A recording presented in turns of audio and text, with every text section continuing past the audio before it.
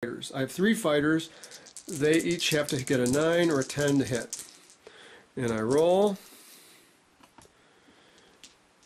And one of them actually hits. So right there I would have killed his carrier. Now, let's say the carrier, then I would have rolled for everybody else. So for, if he had more units, I would have rolled for all the different things. Like my cruiser would have rolled, he would have needed to get normally a 7 to hit, but he needs only a 6 because of the morale boost. As a matter of fact, my fighters only needed an 8 because of the morale boost. And I could have, also because of, I have Hylar lasers, so my cruisers and destroyers get a +1 on all combat rolls. So my cruiser would actually hit on like a 5, and I rolled an 8, so he would have killed something. Now, what I do is I just count up how many hits I get. He decides which of his ships actually take the hits. In this case, he's only got 1, so it's dead.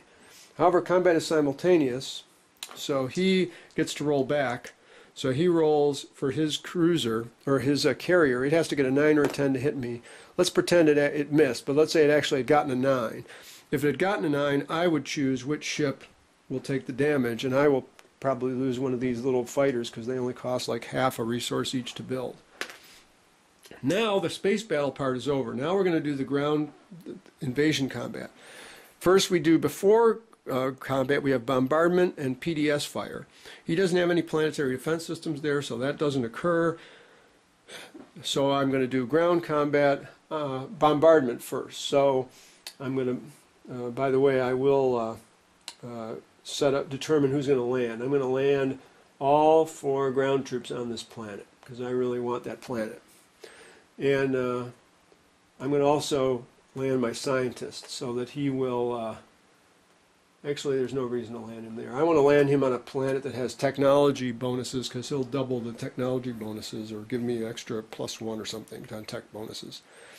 So now I've got 4 ground troops. I'm going to bombard first. My dreadnought can bombard. He needs a 5 to hit. That's the same number he normally needs to hit. And if he gets it, he can kill 1 enemy unit. And he does. So he killed it. If he hadn't, I would have rolled for all 4 of my ground troops, needing 8s to hit. He would have rolled back for his 1 ground troop, whether he died or not, because it's simultaneous. And in this case, I would have taken the planet. So I take the planet.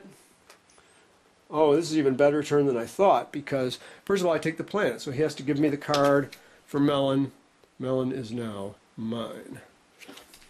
I get it face down, exhausted, because of the turn I just conquered it. But also I just took a victory point hex, so because there was an artifact there. So over here on the scorecard, immediately he goes down a victory point and I go up 1. By the way, for the Twilight Imperium professionals here, I'm not using the correct pieces for the Sardok Nor, so I'm actually using a flag that belongs to a different race. Anyways, so then, now, I've taken that planet, I've got a victory point, he lost 1. That's the only way usually you can lose them, is something like that, where artifacts. Normally, if you collect a victory point by satisfying a condition, you get to keep that victory point. You don't have to keep satisfying the condition every turn. Usually it's a one-time thing you need to do. So now we get to let's say we get to the end of the whole round, and we're doing the status phase again. Now, when it comes to me, it starts at the speaker, we work our way around. When it comes to me, they say, can you claim any objectives? I would have said yes. I can claim my preliminary objective because I now control a planet that was controlled by another player this turn. Trying to get this focusing nice. And then also, I'm going to say, by the way, there's a public objective over here that is, I successfully invaded a planet containing at least 1 opposing ground force this turn, so I'm going to claim that one as well. So I get 2 more victory points on the track, and it's turn 2, and I'm already up to 3 victory points, so well on my way to winning this game. So that pretty much wraps up as far as some of the basics of taking tactical actions, exercising strategy cards, space combat, invasion combat.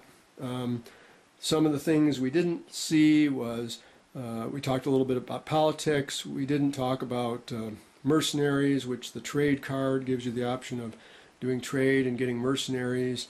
So there's a couple other strategy cards there we didn't cover. but I think this kind of gives you an idea of how the game is played. And so we'll wrap up with some of my opinions and thoughts about the game.